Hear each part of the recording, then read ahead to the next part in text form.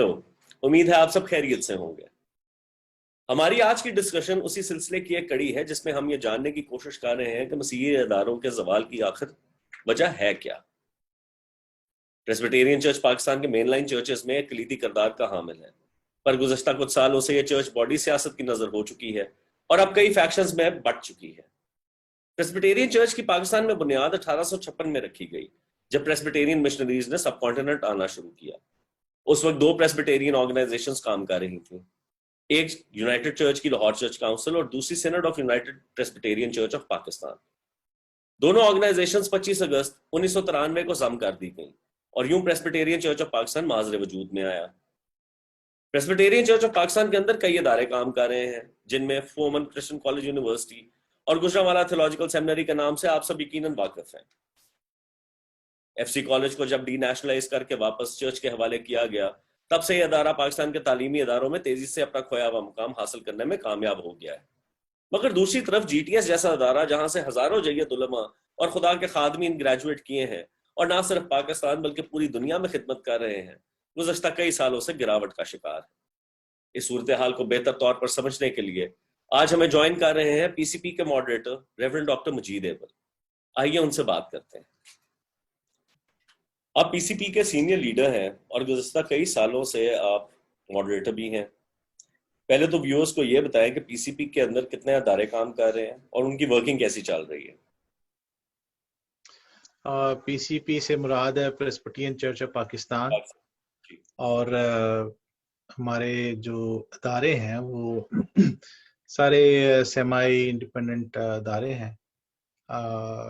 और फोमन Christian university है, ये बहुत बड़ी हमारी एक प्राइड है। प्रेस्बिटेरियन एजुकेशन बोर्ड है, प्रेस्बिटेरियन मेडिकल बोर्ड है, अडल्ट बेसिक लिटरेसी एजुकेशन है, सोसाइटी फॉर कम्युनिटी डेवलपमेंट है गुजरांवाला में, और इस तरह से गुजरांवाला थियोलॉजिकल सेमिनरी। अच्छा, सही। तो इन ऑल कोई अराउंड 10-11 के करीब आपके झैली अदारे बनते हैं। 10-11 जरा थोड़ा ज्यादा नंबर है। Halfway meet, let's meet halfway someway. Okay, अच्छा ये बताएं मजीद साहब कि व्हाइल आई वाज रिसर्चिंग मुझे ये पता चला कि पीसीपी जो है as an institution joint stock companies registrar के ऑफिस में पहली दफा 1995 में इसको रजिस्टर किया गया, लेकिन 97 के बाद से इसकी रजिस्ट्रेशन नहीं हो पाई। इज इट, उसकी जो वजह उन्होंने दी उसमें था कि जी बहुत सारी फैक्शंस बन गई हुई हैं। तो क्या आपके ख्याल में is it because of the factions, और इतनी क्यों है फैक्शंस, जरा इसके ऊपर भी बताइएगा। फैक्शंस तो दुनिया में हर जगह होती हैं। प्रेस्बिटेरियन चर्च ऑफ पाकिस्तान, चूंकि पाकिस्तान में एक बड़ा चर्च है, सबसे बड़ी प्रोटेस्टेंट डिनोमिनेशन है, और पूरे पाकिस्तान में इसका एक इंफ्रास्ट्रक्चर है, प्रॉपर्टी स्प्रेड आउट है, तो इसलिए काफी सारे फैक्टर्स हैं जिसकी वजह से फैक्शंस बनती हैं। और ये दुरुस्त है कि चूंकि जाहिर है कि कोई शख्स जब अपने आप को डिक्लेयर कर देता है कि वो रियल पीसीपी है, तो the place to go for them is go the court. अच्छा, तो कोर्ट से जाके आप ऑर्डर ले आए तो वहां पे जो रजिस्ट्रेशन है उसका इशू हो जाएगा। अच्छा, तो इस तरह से जो हमारा कॉन्स्टिट्यूशन है, कॉन्स्टिट्यूशन को फॉलो करना जरूरी है। जैसे एक शख्स जो है वो 97 से कह रहा है कि मैं मॉडरेटर हूं, तो हमारे कॉन्स्टिट्यूशन में तो 3 साल की टर्म है, और फिर वो रिपीटेबल है वंस, 6 साल के बाद you have to give a break. तो किस तरह से एक शख्स 97 से अब तक मॉडरेटर चला रहा है, तो इसी तरह से बाकी लोगों का भी जो क्लेम है उसमें है। एज अ चर्च कोई ऐसा इंस्टीट्यूशन है जो कि विच ओवरसीज पीसीपी की सारी चीज डिस्प्यूट रेजोल्यूशन का काम करता हो? जो यहाँ पे मामला जो है वो तो पीस का या रेजोल्यूशन का रहता नहीं है। जब कोई शख्स एक अलग फैक्शन बनाता है तो they both party stand at odds with each other, और अगर वो कोई अपने अपने तौर पे पीस कमेटी बना भी ले तो it totally depends on the other faction कि वो उसको अग्री एक्सेप्ट करेंगे नहीं करेंगे, बैठना चाहेंगे नहीं बैठना चाहेंगे। अच्छा। तो इसमें सबसे जरा बड़ी बात यह है कि अगर कोई शख्स एक फैक्शन अपने आप को डिक्लेयर करता है तो पीस टॉक्स का मतलब यह है कि फिर आपको उनको अकोमोडेट करना होगा। लेकिन आपने देखना है आपके जो पार्टनरशिप इश्यूज हैं, आपने प्रॉपर्टी मैटर्स देखने हैं, आपने उन लोगों की विटनेस देखनी है, उनको यू हैव टू सी के किस हद तक आप किसी शख्स को अकोमोडेट कर सकते हैं, किस हद तक नहीं कर सकते हैं। एंड आफ्टर ऑल कुछ ना कुछ फैक्टर तो होते हैं जिनकी वजह से लोग समझते हैं कि जी वो प्रॉपर चर्च के साथ नहीं चल सकते जब तक वो अलग होके खुद चौधरी ना बने। अच्छा, नहीं तो इसमें एनसीसीपी का हम देखते हैं कि काफी ज्यादा एक रोल है in church of Pakistan and in Presbyterian Church of Pakistan. आपके ख्याल में क्या एनसीसीपी का एंड ये है एक रोल? एनसीसीपी एक ऐसा इदारा है जिसके ऊपर जो हमारे मेन लाइन प्रोटेस्टेंट चर्चेज हैं वो उनकी रिप्रेजेंटेशन है। इस इदारे का काम चर्चेज के अंदरूनी मामलात में मुदाखलत करना नहीं है, होना भी नहीं चाहिए। ठीक है। समझे जैसे यूएनओ है, तो यूएनओ में सारे मुल्कों की नुमाइंदगी है वहां पे। अब यूएनओ ने आके नहीं बताना पाकिस्तान में कि पाकिस्तान का वजीर आजम कौन होगा। वजीर आजम तो यहाँ पाकिस्तान के लोगों ने चुनना है। तो यूएनओ में तो जाके जिस मैंडेट के तहत वो बनाया गया है उसके ऊपर वो इश्यूज के ऊपर मिलके काम करेंगे। They'll fight against poverty, they'll fight against all the evils. अच्छा। तो इस तरह से एनसीसीपी है, ये एक्यूमेनिकल इदारा है। इसका काम चर्चिस के अंदर के मामलात में मुदाखलत करना नहीं है, ना होना चाहिए। बदकिस्मती से बहुत दफा हमें ऐसे हालात का सामना करना पड़ता है जहाँ पे इस चीज को अवॉइड करना मुश्किल हो जाता है, कि होना नहीं चाहिए। भाई साहब मुझे ये बताइए कि जब हम हमारा बेसिक एक जो इसमें हम we are trying to examine is कि एफसी कॉलेज जब वापस हैंड ओवर हुआ चर्च को, PCUSA and PCP being the main उसके stakeholders, we have seen एक इमेंस ग्रोथ एफसी कॉलेज में। जिस तरीके से वो दोबारा अपने पाँव पे खड़ा हुआ, मुल्क के तालीमी अदारों में उसने अपना एक मुकाम बना लिया है। But on the other hand Gujranwala theological seminary जो कि प्रेस्बिटेरियन चर्च की मदर ऑर्गेनाइजेशन है, वहां से इतने जय्यद उलमा भी निकले हैं, बहुत सारे पादरी हजरात जो हैं वहां से निकले, पाकिस्तान में कितनी जगह पे वो सर्व कर रहे हैं, डिफरेंट नॉमिनेशंस में सर्व कर रहे हैं। वहां के मामलात से मुतल्लिक बहुत तशवीशनाक खबरें जो है आजकल सोशल मीडिया में भी गर्दिश कर रही हैं। लोग व्हेन यू मीट पीपल, लोग अक्सर ये बातें करते हैं कि जी वहां पे गुजरांवाला थियोलॉजिकल सेमिनरी के हालात जो है वो ठीक नहीं है। तो जरा एक बताइए कि एफसी कॉलेज एक तरफ परवान चाड़ है, दूसरी तरफ गुजरांवाला थियोलॉजिकल सेमिनरी के अंदर मसाइल जो हैं उनके बारे में हमें अक्सर जो है इंफॉर्मेशन मिलती रहती है। तो जरा इसके ऊपर थोड़ा सा बताइए कि क्या ये बात दुरुस्त है कि वहां पे जो है तालीमी जो सरगर्मियां वो बहुत इफेक्ट हो रही हैं? कहते हैं कि एक टग ऑफ वॉर चल रही एफसी कॉलेज और प्रेस्बिटेरियन एजुकेशन बोर्ड, ये दोनों हमारे इदारे जो हैं, ये जब हमारे स्कूल्स वापस हुए, यूनिवर्सिटी कॉलेज वापस हुआ, उस वक्त तो ये भी they were almost like dead bodies. है। तो जब चर्च को वापस मिले हैं तो अब खुदा के फजल से ये आलीशान अदारे बन चुके हैं। एफसी कॉलेज पाकिस्तान की बेस्ट यूनिवर्सिटीज में शामिल है। एग्जैक्टली। और ये हमारा प्राइड भी है, और ये इस बात का भी एक सबूत है कि जरूरी नहीं कि जो इदारे चर्च को मिलेंगे वो तरक्की नहीं करेंगे। चर्च ही ने तो बनाए, चर्च था तो इदारे बने, और अब इदारे जो हैं वो अच्छा परफॉर्म कर रहे हैं। गुजरांवाला सेमिनरी के बारे में हमें याद रखना चाहिए कि वहाँ के जो वो कम्प्लीटली एक डिफरेंट काइंड ऑफ इंस्टीट्यूशन है। पूरी दुनिया में आपको फंडिंग मिल जाएगी, आपको सपोर्ट मिल जाएगी, आपको ग्रांट्स मिल जाएंगी एजुकेशन के लिए, लिबरल आर्ट्स के लिए। लेकिन ये थियोलॉजिकल अदारा है, ये प्योरली चर्च के लिए चर्च को लीडरशिप प्रोवाइड करने के लिए पादी साहबान तैयार करने के, उनकी तरबियत के लिए इदारा है, थियोलॉजिकल एजुकेशन का इदारा है।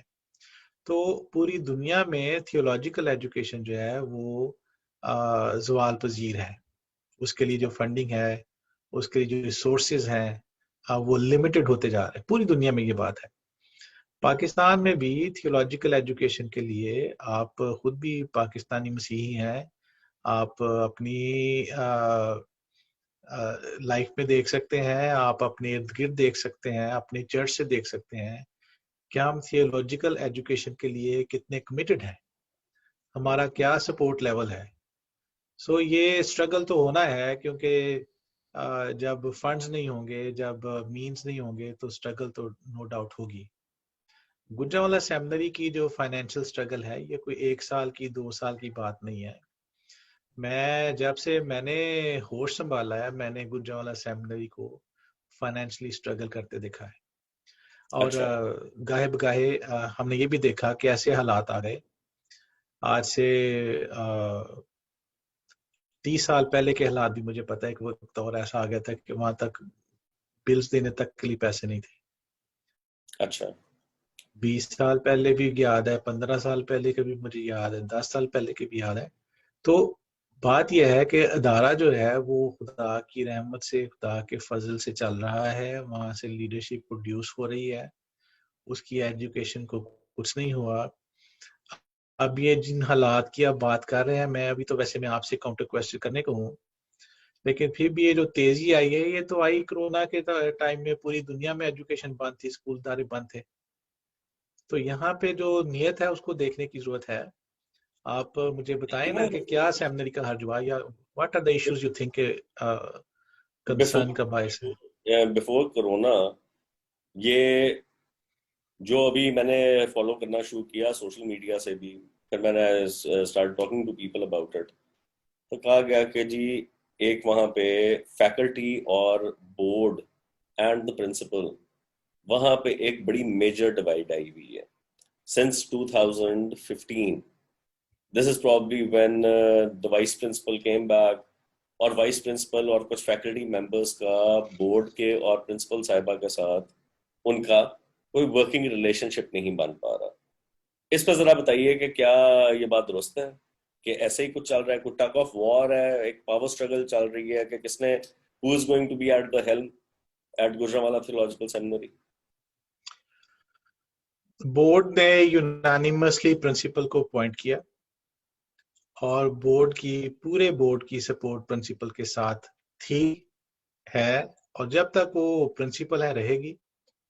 जब वो प्रिंसिपल ना रहे, तो उसके बाद फिर बोर्ड के पास एक प्रोसेस है, उसके साथ तहत नया प्रिंसिपल उधर लगाया जाएगा। लेकिन अच्छा। जब तक बोर्ड का ही अपॉइंटेड प्रिंसिपल वहां मौजूद है, ये कैसे कोई सवाल उठा सकता है? बोर्ड की पूरी सपोर्ट उनके साथ है। अच्छा, नहीं तो भाई साहब उसमें मुझे ये बताएं कि एक तरफ जो उनके नाकदीन है, और वहां पे जो ये सारी एक चीज जो है, आपने आपने भी पढ़ा होगा, I am sure, social media पर फॉलो किया होगा कि जो बातें चल रही हैं, उसमें एक जो मेजर पॉइंट आ रहा है वो कहते हैं कि जी प्रिंसिपल साहिबा since 2015, since the time she has been appointed as principal, she is a US national and she has been, most of her time she has been in the US अपनी immigration की requirement को fulfil करने के उसमें।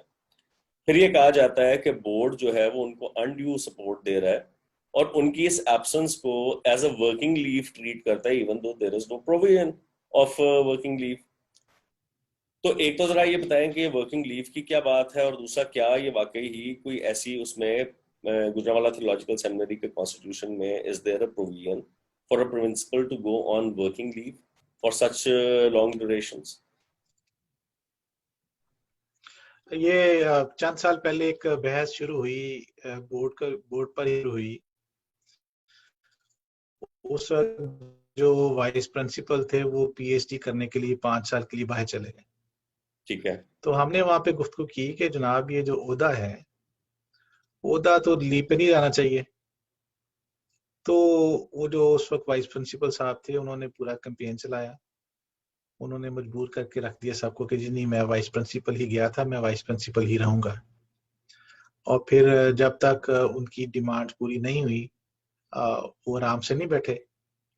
अब मुझे ये समझ नहीं आ रही कि जब पहले उन्होंने ये प्रिंसिपल खुद भी एस्टेब्लिश किया कि 5 साल के लिए 5-6 साल के लिए एक बंदा चला गया तो वो कहता है मैं मेरा ओहदा जो है वो मेरे पास रहेगा। फिर उधर नहीं तो इतना पहले बड़ा तो घर है जो उनका तो वो स्टडी लीव नहीं था। डॉक्टर मकसूद कामल का वाज अ स्टडी लीव तो which was study study leave में और वर्क लीव में क्या फर्क है? नहीं, वर्किंग लीव में अच्छा चले, स्टडी लीव के अंदर तो एक आदमी जाता है वो इंस्टीट्यूशन के लिए, अगर लीव है इंस्टीट्यूशन ना, बोर्ड ने डिसीजन, उसमें वो भी वो बोर्ड का डिसीजन एंडोर्स करते हैं कि बोर्ड ने कहा। बिल्कुल नहीं, उसमें हम डिफरेंस की बात कर रहे हैं। स्टडी लीव के अंदर एक बंदा जाता है तो वो इंस्टीट्यूशन के लिए कुछ सीखने जा रहा है, वापस आएगा उसमें इनपुट देगा। वर्किंग लीव का मुझे ये बताइए कि 2015 से लेके 2020 अभी भी नौशीन साहिबा जो हैं, she was on leave from May 2019 till August 27th, the day she return to Pakistan, and वो अपने ऑफिस में आई, उस पर भी हम बात करेंगे। लेकिन इस सारे अरसे के अंदर वर्किंग लीव का जो एक कॉन्सेप्ट है, इसमें तो एक साहब तो चले पढ़ रहे थे, उन्होंने अपनी पीएचडी की और वो वापस भी आ गए। नौशीन खान साहिबा जो हैं वो बीच में जाती हैं, अपनी इमिग्रेशन की रिक्वायरमेंट्स भी होती हैं, लेकिन उसके अंदर जो मेरे पास डॉक्यूमेंट्स मैंने प्रोड्यूस किए, उसमें मुझे एक चीज नजर आई कि हर जगह लिखा हुआ था कि she is on working leave और वो फ्रेंड्स ऑफ जीटीएस जो है वो बना रही हैं, वो फंड रेजिंग कर रही हैं। तो क्या इस सारी चीज के अंदर कितना खातर ख्वा आपके ख्याल में ये वर्किंग लीव जो है कितनी फ्रूटफुल रही है जीटीएस के लिए? देखें, फ्रूटफुल होना ना होना, क्या बोर्ड ने जो डिसीजंस किए थे वो सही थे गलत थे, उसका क्या आउटकम रहा, ये बोर्ड का मैटर है। डोंट यू थिंक कि नहीं नहीं, बोर्ड जो है बिल्कुल ऐसी वो बात है, लेकिन इसको भाई साहब, जस्टिफाई करेगा? नहीं नहीं वो मैं बिल्कुल ठीक है, लेकिन इस अच्छा सारे मेरी अरसे में बात सुन, अगर हम 1.25 साल का मुझे भी अगर मुझे ये समझ नहीं आ रही, हाँ जी। मुझे ये समझ नहीं आ रही, मुझे ये समझ नहीं आ रही कि आप भी बोर्ड मेंबर्स को जानते हैं। पूरे पाकिस्तान में इससे ज्यादा कॉम्पिटेंट बोर्ड कौन सा है जहां तक चर्च लीडरशिप की बात है? तो मुझे ये समझ नहीं आ रही कि क्या बोर्ड के जो लोग हैं वो इस अब आपको लगता है कि इतनी समझ नहीं रखते कि वो इस चीज को फॉलो कर सकते हैं या नहीं नहीं, आई एम समझ जस्ट सकते हैं कि फायदा क्या बिल्कुल हुआ क्या नहीं हुआ? बिल्कुल ऐसा ही है, लेकिन सिंस मैं 2015 people has been going on leave. मैं सिर्फ ये जानना चाह रहा हूँ कि जब भी वो लीव से वापस आती हैं या इवन व्हेन शी चले इज ऑन, जब लीव की आप बात करते हैं, मैं आपको लीव का भी हैज बता शी बीन दूं कि रिपोर्टिंग अपनी गुजरांवाला परफॉर्मेंस सेमिनरी वहां का पे कोई भी, अमेरिका में कि मैं ये कर रही हूँ या मैंने बिल्कुल इतने हर पैसे? हमारी बोर्ड, अच्छा, हमारी हर बोर्ड फिर मीटिंग में प्रिंसिपल्स रिपोर्ट होती है। ठीक। हर हर बोर्ड मीटिंग में प्रिंसिपल्स रिपोर्ट होती है। और मैं आपको ये बताऊं कि जब उन्होंने टेक ओवर किया था, जब बोर्ड ने उनको अपॉइंट किया था, उस वक्त आपकी सेमिनरी डेट में थी, अच्छा 30 लाख रुपए के डेट में थी। आपके बिल्स पे नहीं हुए थे, आपके पास तनख्वाहें देने के लिए पैसे नहीं थे। मतलब जब आपने प्रोग्रेस स्टडी करनी है तो आप सारी चीजें देखें ना। हम्म, ये जो वर्किंग लीव वाली बात है, ये वर्किंग लीव वाली बात बहुत जरूरी इसलिए है क्योंकि हमारे पास जो कुछ भी सेमिनरी को चलाने के लिए रिसोर्सेज हैं वो आते हैं हमें बाहर से। अच्छा तो हमारा कोशिश ये है, आप कितने कितने लोग आप अपॉइंट कर सकते हैं? हमारी कोशिश ये है कि अगर वहाँ पे जाके लोगों से मिला जाए, सेमिनरी को प्रमोट किया जाए, तो ये सेमिनरी का फायदा है। अब वर्किंग लीव देने का ये मैं तो बहुत फायदा देखता हूँ। मुझे पता है वहाँ पे मिसेस नौशीन खान ने कितनी ऑर्गेनाइजेशंस को के इजलास अटेंड किए, कॉन्फ्रेंसेस अटेंड की हैं। She is been travelling around the country speaking to people, to organisations, कोशिश एफर्ट करते रहते हैं। हर रिफ्लेक्टेड इन, शख्स जो है ना अपनी जगह पे, जो खास तौर पे मैं आपको एज ए जिम्मेदार बंदे के तौर पे बता रहा हूँ ना मेरे भाई, अच्छा ठीक। आई एम टेलिंग यू, मैं I been part of that effort. बताता हूँ, गुजरांवाला सेमिनरी के जो प्रोफेसर हैं, समर में बहुत कम वो आपको पाकिस्तान में नजर आएंगे, अच्छा बहुत ही कम। वो किसी ने कहीं पे कोई सेट किया होता है, प्लान किया होता है, किसी ने कहीं किया होता है। Even during the running term भी ये चले जाते हैं और जाते हुए ईमेल कर जाते हैं, जी हम जा रहे हैं, मैं फलां तारीख को जाऊंगा या जाऊंगी तो मैं फलां तारीख को वापस आ जाऊंगी। there are all the dates and records to check. तो अच्छा बात ये है कि ये दारा जो है ये एक मतलब इतने अरसा दराज से कायम दारा है। इसकी अपनी ट्रेडिशंस हैं, अंदर उनकी अपनी जो भी अंडरस्टैंडिंग उसके हिसाब से वो चलते रहते हैं। पिछले साल के समर में ये लोग इधर नहीं थे, बाहर गए हुए थे। अब इस साल उनको बाहर जाने का मौका मिला तो उन्होंने इधर आसमान जो था वो सर पे उठा लिया। फ्री थे, अच्छा ना क्लासें पढ़ानी थी ना कोई और काम था, अच्छा। मुझे तो ये इस तरफ लग जैसे पड़े। भाई साहब, वरना तो इन्होंने इधर ही नहीं होना था। अब दूसरी बात है, 2015 मैं में। आपको बताना चाहता हूँ, देखें मैं छुट्टी, आशा मेरी बात सुने, हाँ जी, हाँ मैं एक जी। और भी मिसअंडरस्टैंडिंग क्लियर करना चाहता हूँ। अब समर वेकेशन जो है 3 महीने की छुट्टियां, उसमें कोई भी प्रोफेसर अपने आप को पाबंद नहीं समझता कि मैंने यही रहना है। वो जहां दिल चाहता है जाते हैं, कोई छुट्टी अप्लाई नहीं करते, नहीं तो और कोई वहां डिफरेंस क्लासेस होती नहीं भी है? नहीं है, तो चलो इज देयर उसके। नो एसओपी हाँ, फॉर टेकिंग लीव? नहीं है, नहीं है। होगा भी तो ये लोग फॉलो नहीं करते। बहरहाल अभी बन रहे हैं। तो मिसेस नौशीन खान जो थी, उनका जो आप ये मशहूर किया जी वो 6 महीने बाहर रहती है, 6 महीने तो रहती है, ऐसी बात नहीं है। वो जो वेकेशन पीरियड था जिसमें ये सारे लोग ये आजाद है जिधर मर्जी जाएं, एंड आफ्टर दैट ये जरूर बात है कि उनका एक रिक्वायरमेंट जरूर थी, और एक टर्म जो थे वो भी वो कोशिश उनकी होती थी कि जितना अर्ली से अर्ली वो हो सके वापस आ जाए, शी वुड कम बैक। लेकिन बाकी का साल she was there and she was teaching. Principal से हम वैसे भी एक्सपेक्ट करते हैं कि वो टीचिंग तो बेशक करे, लेकिन वो ज्यादा फंड रेजिंग पे और जो उसकी जरूरतें हैं पूरी करने पे मेहनत करे। ये प्रिंसिपल की एक एक्स्ट्रा रिस्पॉन्सिबिलिटी है, एंड शी हैज बीन नहीं तो भाई डूइंग साहब, दैट वंडरफुली। उनकी एक वो जो एक पर्सनल एंगेजमेंट भी है, फैमिली कमिटमेंट भी है, obviously her family is in the US. तो आई एम श्योर कि काफी उनको भी मुश्किल वो होती होगी, she is divided between two countries. तो क्या आपको लगता नहीं है कि कोई और एक फुली डेडिकेटेड आदमी भी हो सकता था इस पोस्ट के लिए, या is this under consideration, who can fully concentrate on the मुझे तो वर्किंग? मेरे मेरे मेरे मेरे हिसाब से जब ये फैसला बोर्ड ने किया, यूनानिमस फैसला था और it was the best decision at that time. अच्छा। उसके बाद भी ये जो वाइस प्रिंसिपल होता है, वाइस प्रिंसिपल का काम ही होता है कि वो जो डे टू डे जिम्मेदारियां उसको देखे। अब बोर्ड ने एक फैसला ये किया कि जब मैडम नौशीन ऑन कैंपस नहीं होंगी तो वाइस प्रिंसिपल उनकी जगह पे जिम्मेदारियों को देखेंगे in consultation with the principal. ठीक है, वाइस प्रिंसिपल को बाउंड नहीं किया गया।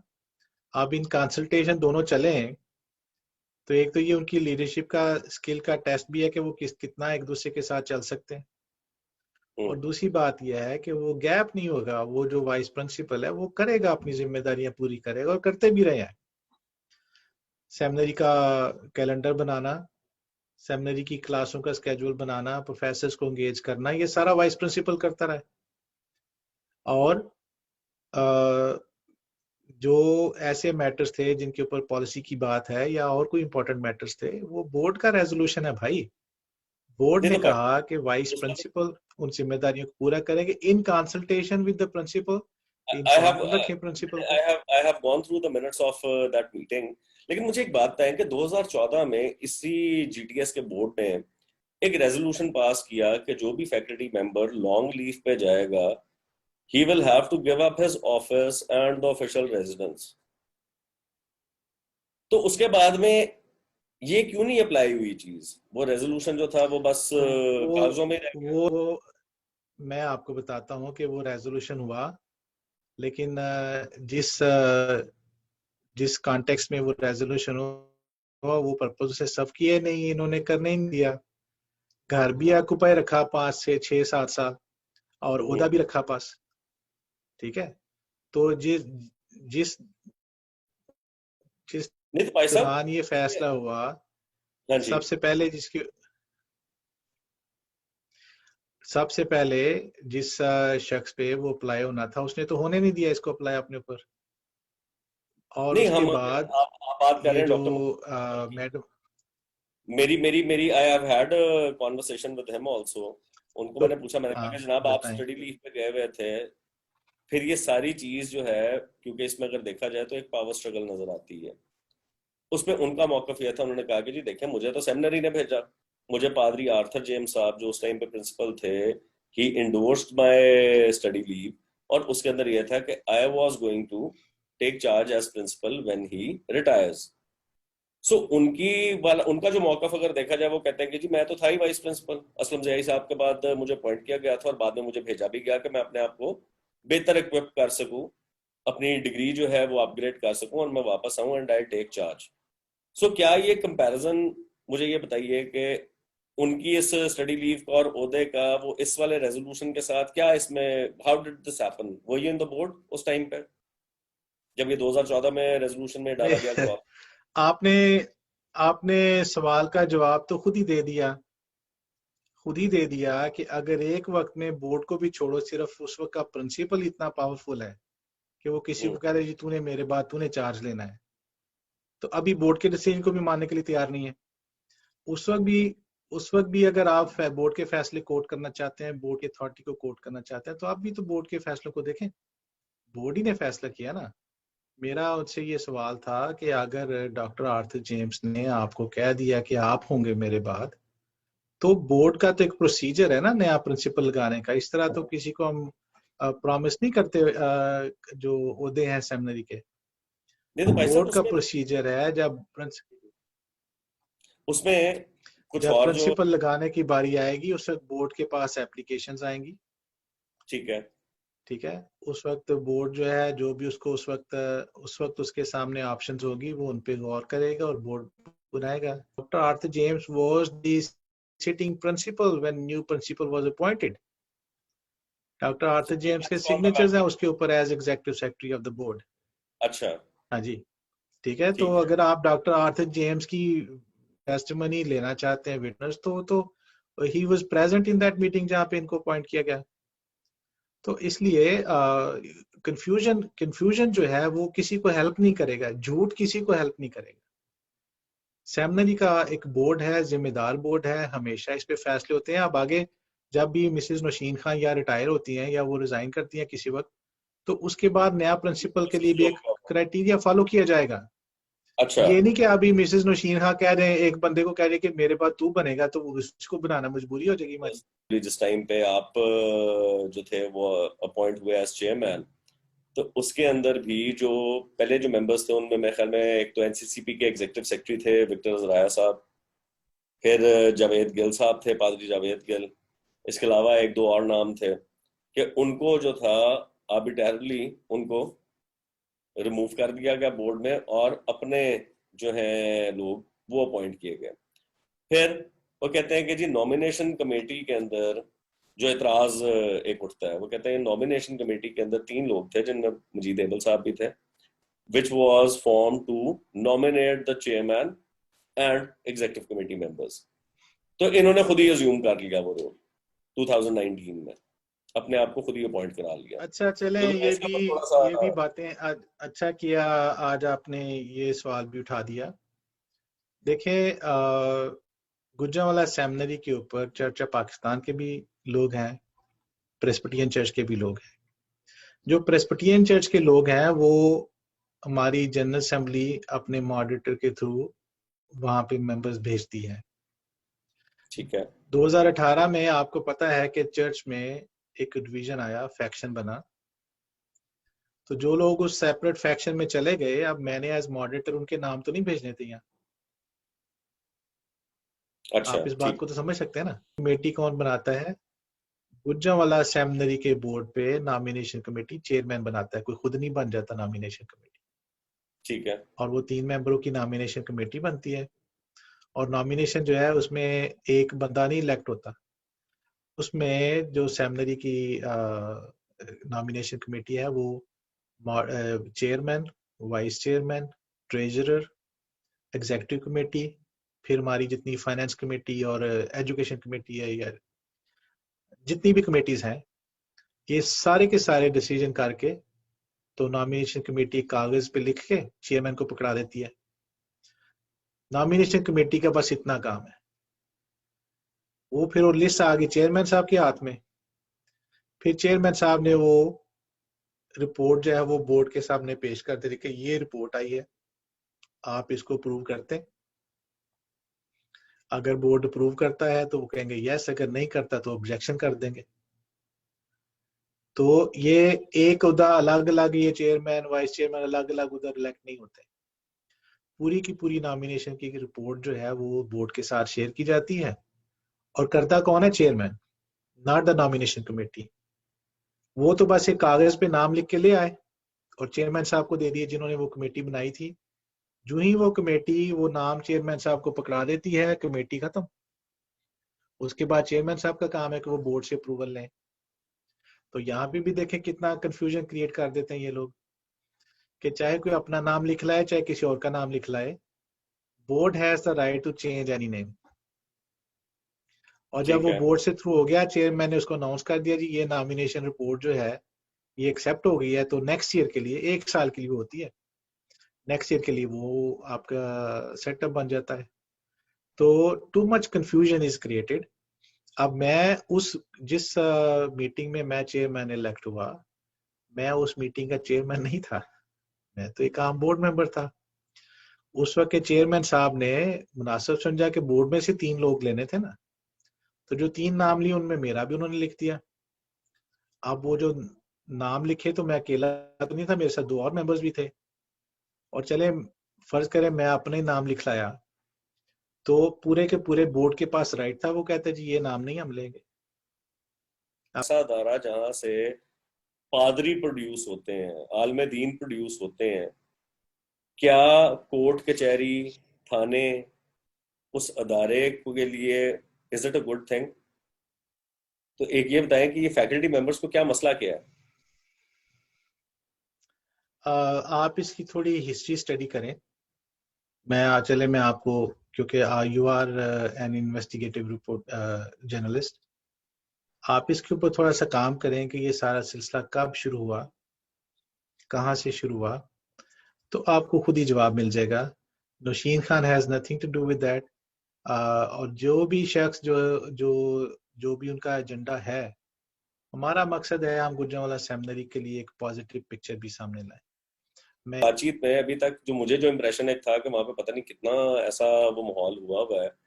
आपने बताया कि over the years ever since the current principal has taken charge, तरक्की की तरफ वो लेके चली हैं। हाँ वो जी, हाँ जीटी जी, हाँ जी। बात नहीं है। अच्छा, इसमें आप एक एक मैं आपको काम करूंगा, मैं नेक्स्ट टाइम हम मिलेंगे, जी उस वक्त जो बैंक स्टेटमेंट था,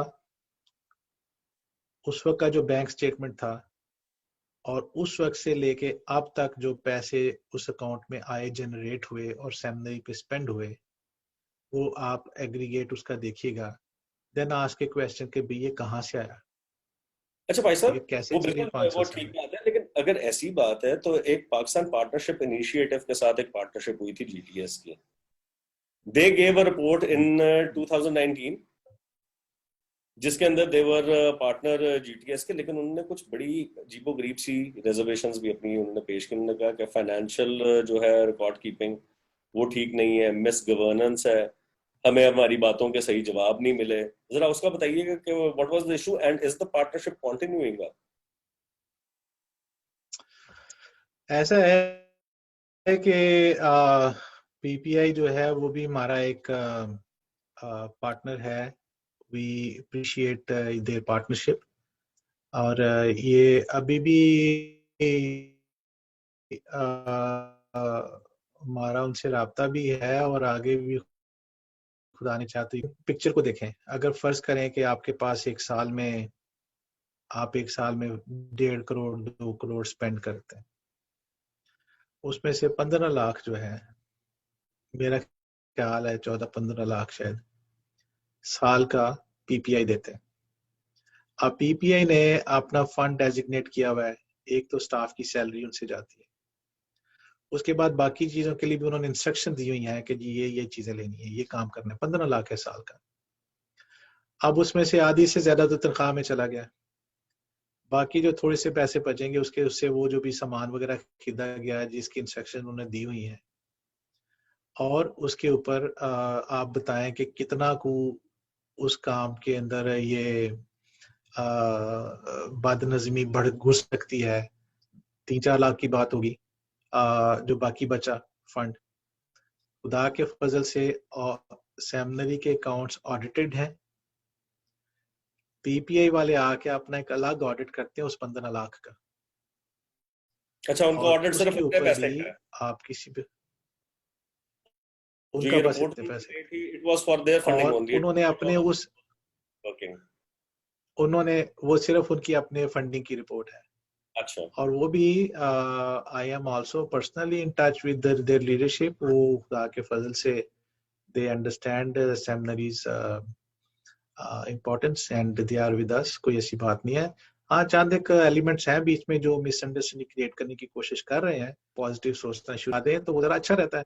हमारे जो मेजर पार्टनर्स हैं वो और हैं, और वो अच्छा, खुदा के फजल से सेटिस्फाइड भी हैं, वो सेटिस्फाइड है। More tricky question. Gujranwala theological seminary के बोर्ड के एक मेंबर हैं रेवरेंड साबर गुल साहब। गुजरावाला में सेमिनरी के साथ चर्च के भी he is also the pastor over there. उसके अलावा भी कई अदारों के बोर्ड पे, पाकिस्तान बाइबल सोसाइटी के बोर्ड पे भी हैं, फैकल्टी में भी हैं। उनकी डिग्री जो है बैचलर्स की, उसके मुतल्लिक जो है वो भी बहुत ज्यादा एक क्यासराइयाँ हो रही हैं। कहते हैं कि केस भी हुआ था सिविल कोर्ट में, फिर वहां से फिर उस पे एनसीसीपी के जो हैं एग्जीक्यूटिव सेक्रेटरी, उन्होंने भी 2 लेटर लिख दिए प्रिंसिपल को। फिर जो है दूसरी फैक्शन आपकी प्रेस्बिटेरियन चर्च की, उन्होंने भी एक लेटर लिख दिया प्रिंसिपल को कि जी आप इनको इन्वेस्टिगेट करें, क्यों नहीं किया।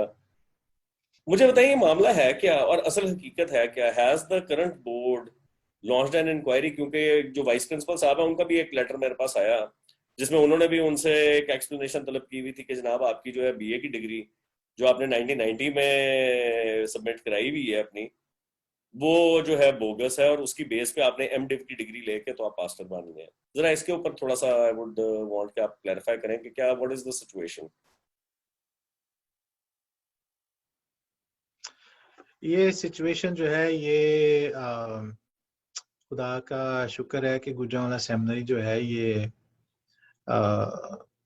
बड़े लंबे अरसे से 1877 से इसकी खिदमत का आगाज हुआ। बीच में हो सकता है कि कुछ ऐसे केसेस आए हों जहाँ पे कोई ना कोई इशू खड़ा हुआ हो। जहाँ तक पारी साबरगुल की बात है, ऐसा कोई इशू नहीं है। जब भी जिस शख्स को, जैसे आप अगर समझते हैं कि you need to come and visit the office and meet the principal and see, look at the documents, you're welcome to do that. Doctor Maqsood Kamal साहब ने जो फैसला लिखा वो उनकी पर्सनल एफर्ट थी। उन्होंने बहुत जल्दबाजी में वो फैसला किया। उन्होंने एक लेटर में एक्सप्लेनेशन मांगी, दूसरी लेटर में उनको डिसमिस कर दिया। उन्होंने कोई बोर्ड के पास नहीं लाए इस मैटर को, किसी के साथ डिस्कस नहीं किया, किसी का उन्होंने जो एक उनका बनता था हक कि वो बोर्ड को इन्फॉर्म करें, उन्होंने नहीं किया। तो ये एक प्रेजुडिस पे बेस डिसीजन है जो उन्होंने खुद ही कर दिया। अब कितने लेटर्स में है तो उन्होंने अपने आप को वाइस प्रिंसिपल, और कितने लेटर्स में अपने आप को एक्टिंग प्रिंसिपल लिखा हुआ है। अब आप हमारा आइन पढ़े तो हमारे आइन में एक्टिंग प्रिंसिपल जो है वो अपॉइंटेड होता है बाय द बोर्ड और द एग्जीक्यूटिव, तो वो अपने आप को खुद ही लिखते जाते हैं। खैर मैं फिलहाल इधर ये वाली यहाँ पे वो ये तो बातें चलिए हो छेड़ना गया, नहीं चाह रहा। मकसूद कामल साहब ने डिग्री तो कैंसिल वो कर दी। जो उन्होंने खत लिखा था मैंने उसी वक्त रिस्पॉन्ड कर दिया था कि ये अनऑथोराइज्ड लेटर है, और he did not have the authority to write such a letter. कुछ उनको आदत है अपनी अथॉरिटी से सुपरसीड करने की, इसी वजह से तो बोर्ड को लिखना पड़ा था जी आप प्रिंसिपल वाइस प्रिंसिपल के तौर पे काम करें, लेकिन in consultation with the principal. नहीं, वो इससे बिल्कुल क्या ठीक, होता है कि इससे वो हाँ बिल्कुल चेक ठीक एंड बात है। वो बैलेंस रहता है। आपने वो पहले भी जिक्र किया इनका। मुझे ये बताइए कि जब इतने सारे लोग, and this is not just today और यस्टरडे, 2-3 साल पहले से ये सारा सिलसिला शुरू हुआ होगा, बल्कि उससे भी शायद पहले ये केस उनके ऊपर हुआ, मामला जो है वो चलते रहे। I just want to know कि has the incumbent board undertaken an inquiry कि ये जो बातचीत है उसके ऊपर एनसीसीपी वाले भी लेटर लिख रहे हैं, उसके ऊपर एक सिविल केस भी हो गया, एक मुस्लिम साहब थे उन्होंने किया, I don't know what grounds he had on that. फिर उसके अंदर एक ये कहा जाता है कि उनके ऊपर तो अनफेयर मीन्स केस एक बन गया था, तो उनकी तो वो बीए की डिग्री थी ही नहीं। मुझे सिर्फ उसमें एक ये इतनी ज्यादा जो क्या सराइयां हो रही हैं और प्रिंसिपल को भी लेटर लिखे गए हैं, क्या प्रिंसिपल ने बोर्ड को रिपोर्ट बैक किया है इन राइटिंग के आई हैव वेरीफाइड? कोई अगर ऐसा कोई डॉक्यूमेंट है विच यू कैन शेयर और द प्रिंसिपल कुड शेयर, मैं मैं ताकि इस आपसे कंट्रोवर्सी हम एड्रेस कर सकें। मुझे आप बताएं कि कौन से बोर्ड को लेटर लिखे गए। ये जो लेटर लिखे गए थे, जिस लेटर का आपने जिक्र किया, वो उस वक्त कोर्ट में एक ही शख्स को हरास करने के लिए जो लोग पीछे पड़े हुए थे, वो उस वक्त उस केस को या उस सिचुएशन को सपोर्ट करने के लिए एक लेटर निकाला गया।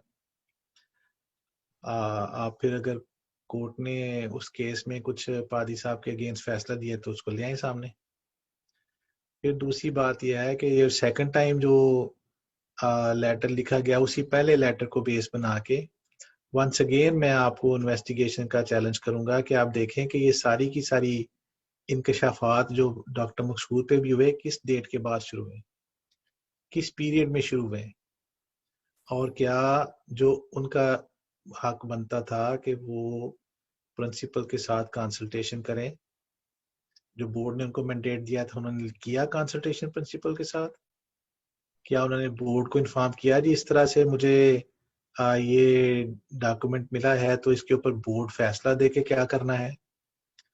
ये सब कुछ जो है ये एक फर्क रूम में काम किए हुए हैं, और उसी रूम चलिए, तो में फिर इनको हम देखें। इनका आपस में चले उसमें आपने मैं प्रेस्बिटेरियन चर्च ऑफ पाकिस्तान का मॉडरेटर हूँ, ठीक है? तो ही इस हिसाब से देखें तो ही इज माय पास्टर। तो मुझे वहां पे भी मैं जिम्मेदारी से चल रहा हूँ। फिर वो एक हमारे बहुत बड़ी कलीसिया के पासबान है, पास्टर है उस कांग्रीगेशन को। मेरा ख्याल है इस वक्त one of the best pastors and congregation हमारे पास जो है, आई जिसको एम वो श्योर रन जी, कर आई एम रहे श्योर। हैं। टसल में कुछ ऐसी बातें सामने आई जो कि मैं खुद भी परेशान हुआ हूँ। वो ये था कि कुछ और केसेस भी सामने आ गए। अच्छा। अब ये मेरा आपसे भी और सारे पब्लिक से मेरा कमिटमेंट है कि जो ही as soon as possible we will look into all these details और देखेंगे कि क्या सच है क्या झूठ है। लेकिन रेवरेंड साबर गुल के बारे में जो प्रोपेगेंडा किया गया वो सारा बेबुनियाद है। अच्छा, बिल्कुल गलत है, कोई ऐसी उसमें बात नहीं है। हाँ ऑन द जी। ठीक है। अच्छा, उसमें उसमें एक ये भी कहा जाता है कि क्योंकि सिंस मिसेस मशीन Khan is not present in the country ever since she has taken over most of the time, she is not there, तो बोर्ड के कुछ मेंबरान एंड स्पेसिफिकली मैं अगर ये कहूँ कि आता है कि जी पादरी मजीद एबल और पादरी Sabar Gul, they are actively managing seminary के इंटरनल अफेयर्स। जरा इसके ऊपर बताएं कि ये बात कहाँ तक दुरुस्त है? क्या आप माइक्रो मैनेजमेंट कर रहे हैं बोर्ड में, सेमिनरी की वर्किंग में? मेरे भाई देखें, मैं अभी 2 साल हुए, दिस इज सेकंड ईयर, यानी समझे तकरीबन 1.5 साल हुआ है चेयरमैन बने। उससे पहले मैं आम बोर्ड मेंबर था। फिर बोर्ड ने एक स्टेज आई कि मुझे इंटरनेशनल रिलेशंस ऑफिसर बन अपॉइंट किया।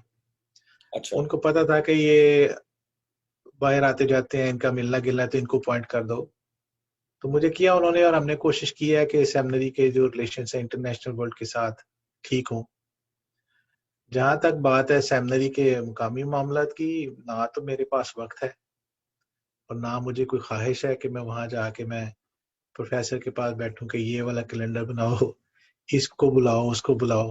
हाँ, मैं एक चीज मैंने और की कि मैं अपने इंतहाई मसरूफ टाइम में से फैमिली तक के लिए टाइम नहीं बचता, लेकिन मैं गुजरात सेमिनरी में पढ़ाने के लिए बकायदा लाहौर से जाता रहा हूँ। अच्छा।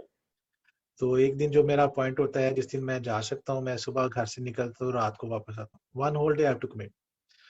तो गुजरांवाला सेमिनरी मैं चूंकि पैदा ही उस कैंपस पे हुआ था, मैं बोर्ड मेंबर हूँ, और मुझे नहीं पता कि किस चीज को माइक्रो मैक्रो मैनेजमेंट वो कह रहे हैं। गुजरांवाला सेमिनरी का कैलेंडर वहाँ के फैकल्टी बनाती है।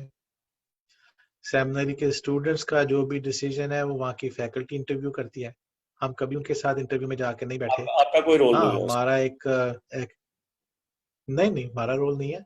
हाँ, हमारा जो एक प्रेस्बिटेरियन थियोलॉजिकल कमीशन है, उस कमीशन का मैं मेंबर हूँ। तो जो प्रेस्बिटेरियन स्टूडेंट्स जाएंगे उनको हम सेपरेटली इंटरव्यू करते हैं, अच्छा। लेकिन जो रेगुलर इंटरव्यू होते हैं वो फैकल्टी करते हैं। फिर जो उनका जो बजट है, बजट तो ज़ाहिर है फाइनेंस कमेटी बनाएगी, और सही। फाइनेंस कमेटी उसको स्टडी भी करेगी, लेकिन जो डे टू डे मैटर्स है वो प्रिंसिपल देखती है, वहाँ के लोग देखते हैं। नहीं ये तो भाई साहब, ये सारी मेरी एप्लीकेशंस आपके खिलाफ जाती हैं। मेरे पास भी कुछ उसका, व्हेन आई वाज गैदरिंग, या मुझे भी कोई बताओ, मैंने तो कोई देखी नहीं है, मुझे बताएं और क्या है। मैं आपके साथ शेयर कर आई वुड दूंगा। Like to know. उसके अंदर तो जो तहरीरें लिखी जाती हैं उसके अंदर तो है कि जी पादरी मजीद साहब जो है वो हरास कर रहे हैं, वो इंटिमिडेट कर रहे हैं कि आप प्रिंसिपल की साइड पर रहे हैं, आप ये जो अब बागी जो आप बड़े हो गए हो, ना करें। आप तो खैर अब ये बातें। आपने, नाउ यू आर, नहीं मेरी बात सुने। हाँ जी। मैं बड़ा खुश हूँ कि now you are immature journalist, और इतना आप काम कर रहे हैं। लेकिन जब से मैं आपको जानता हूँ, you are very very young kid at that time. आप बताएं कि ये हरास करना, ये चीजें क्या इनको जेब देती हैं, ऐसी बातें करना? नहीं तो भाई जो साहब, मैं असल में अपने एक्चुअली एक्चुअली दिस इज जो व्हाट इज चर्च के लीडर्स हैं, पास्टर्स हैं, मेरे लिए ज्यादा और इंट्रीगिंग चीज है वो यही है, और साथ जरा थोड़ी सी तशवीश का बायस भी। इतने बड़े लेवल के लोगों को मिलना हरासमेंट है। अगर उनसे बात करना, उनके साथ बैठ के एक मीटिंग कर लेना हरासमेंट है। तो मेरा तो ख्याल है कि इनको अभी जाएं, अपने अपने घरों में जाके बैठें, घरों से निकले ना। को प्यार करते हैं, मैं उनको बताना चाहता हूँ कि सेमिनरी को कोई मसला नहीं है। खुदा के फजल से ये सेमिनरी खुदा ने कायम की हुई है, और खुदा के फजल से जारी है। क्या हम ये उम्मीद कर सकते हैं कि आगे आने वाले दिनों के अंदर ये जो दोनों एक डिवीजन बनी हुई है विद इन द जीटीएस, ये ब्रिज हो पाएगा और हालात नॉर्मलाइज हो जाएंगे? क्यों नहीं, क्यों नहीं, क्यों नहीं होगा, बिल्कुल होंगे। नॉर्मल होने का मतलब ये है कि वो जो भी किसी का एम्बिशन है, अगर आप ये रखते हैं, पावर रखते हैं, तो आप उनको समझा दें कि ये ओहदे ये खुदा की तरफ से आते हैं, इधर से छीन छना के नहीं आते हैं। तो बस भाई साहब, इस सारी चीज के अंदर मुझे ये बताइए कि what is the impact on students? क्या किसी तरीके से भी उनकी जो तालीमी सरगर्मियां थी, ये कोविड वाला तो एक आप 4-5 महीने का अगर पीरियड इसको, even if we just overlook it, तो इससे पहले जो सारी तालीमी सरगर्मियां थी और अभी तक कोई इम्पैक्ट तो मैं नहीं तो आया? मैं तो इस बात को मानता हूँ कि गुजरांवाला सेमिनरी आज से 2 साल पहले, 5 साल पहले, 10 साल पहले, 15 साल पहले जो इंटरनेशनल स्टैंडर्ड्स रिक्वायर्ड हैं उसके करीब भी नहीं है। अच्छा। ये, हाँ, ये अगर कोई शख्स अभी की प्रिंसिपल को टारगेट करना चाहे तो और बात है। लेकिन जो लोग क्लेम करते हैं कि हम 30 साल से 35 साल से यहाँ पे, बताएं क्या स्टैंडर्ड स्टैब्लिश किए उन्होंने। हमें मिलजुल के इसको बेहतर करने की जरूरत है। उसको, मैं इंटरनेशनल स्टैंडर्ड्स को जानता हूँ, मैं बाहर पढ़ा हूँ, ये लोग भी पढ़े हैं, इनको पता है कि कैसे चल रहा है। हम उधर आए, उधर काम करें। हम एक दूसरे को नाअहल करार दे के, अदम एतमाद करके, हम किस तरह से, व्हाट आर वी डूइंग? तो बहरहाल मैं ये आज आज की गुफ्तगू में ये कहना चाहता हूँ कि मैं अभी भी बड़ा होपफुल हूँ। मुझे पता है कि गुजरांवाला सेमिनरी जो है, हम छोटे छोटे हैं, इसको बनाने वाला खुदा है जो बहुत बड़ा है। और सेमिनरी ना रुकी है, ना रुकेगी, ये चलेगी। और हमारे लिए अगर हो सके तो हम इसके स्टैंडर्ड्स बेहतर करें। हम इसका, अभी तक हमारा वो क्लासरूम्स हैं वो 40s के बने हुए हैं। इंफ्रास्ट्रक्चर वैसा ही का वैसा है, तो उसमें नहीं आई। ठीक है ना? हाँ, तो हम इधर काम करें, इसको बेहतर करें। अपने जो आजकल के स्टूडेंट्स हैं उनके लिए जो जो डेटाबेस है वो ऑनलाइन वाला ला के दें उनको, इधर वो रिसर्च कर सकें। मॉडर्नाइज कर सकें उनके उसको। वसाइल बढ़ाएं, पढ़ने लिखने के उनको उनके जो लेक्चर्स हैं उनका सिस्टम बेहतर करें, उनका म्यार बेहतर करें, ये कोई करिकुलम जो है हमारा एस्टेब्लिश करें। हमने कितना काम है करने वाला जो किया नहीं है। पता नहीं कहाँ से फुर्सत मिल जाती है इतने लंबे लंबे खत लिखने की। ये है हमारे करने वाले काम। लाए करिकुलम की तरह, मैं सुनता हूँ ये करिकुलम है वो करिकुलम है, वो एक पॉल बर्जेस साहब बना के देखे, देखो किताब हम लेके फिर रहे हैं। Let's work on that. अभी ये जो हमारे बच्चों की ऑनलाइन क्लासेस थी, ये इतने टाइम में ये करते ना काम, तैयार कर लेते ऑनलाइन कोर्सेज, ताकि बच्चों का हर्ज ना होता। नहीं तो बोर्ड ने तो जो काम है उससे किसी बोर्ड ने कोई कोई शख्स किसी को काम करने से, आप यार बात सुने, सारी एब्सेंस में क्या कोई कर शख्स कोई शख्स किसी को काम करने से नहीं रोक रहा। अच्छा इनपुट दें, मेहनत करें, कोई अच्छा आइडिया लेके आए, कोई पॉजिटिव बात लेके आए। अगर कोई रोकेगा तो फिर गिला जरूर करें। लाए ना आगे, ले आए, कोई प्रपोजल ले आए, दें उसको, करें उसके ऊपर काम। तो मैं कहता हूँ कि जो करने वाली बातें हैं सब लोग उधर ध्यान दें। ये अपना वक्त, अपनी एनर्जी, अपना पैसा इधर उधर वेस्ट ना करें। चले दुआ करें और सेमिनरी पे ध्यान दें। सेमिनरी जो है ये खुदा के फजल से और अच्छी चलेगी जब हम सब अपना पॉजिटिव इनपुट देंगे। इस वक्त की प्रिंसिपल जो है बोर्ड की पॉइंटेड है, जब तक बोर्ड ने उनको पॉइंट किया है, she deserves the respect and obedience जो रिक्वायर्ड है। उसके बाद जो नेक्स्ट, जब भी खुदा की मर्जी होगी, नया प्रिंसिपल आएगा, फिर उसके साथ सबकी लॉयल्टी होगी, फिर सब उसको स्ट्रेंथन करेंगे। प्रिंसिपल को स्ट्रेंथन करेंगे तो दायरा स्ट्रांग होगा, प्रिंसिपल को वीक करेंगे तो दायरा वीक होगा। इंटरनल बिकरिंग से तो कुछ भी नहीं बनेगा, वो तो ऐसे ही फिर जी बिल्कुल, सारा हाँ सफर जी, करेगा। चले ऑन दैट नोट ऐसे जी, ही। Thank you very much Pai sir, thank you, आपने टाइम गॉड निकाला ब्लेस और यू। काफी पॉइंटेड क्वेश्चंस के भी जवाब दिए। हाँ इट हाँ, was a good talk, thank you very much. God bless you. God bless you too ji.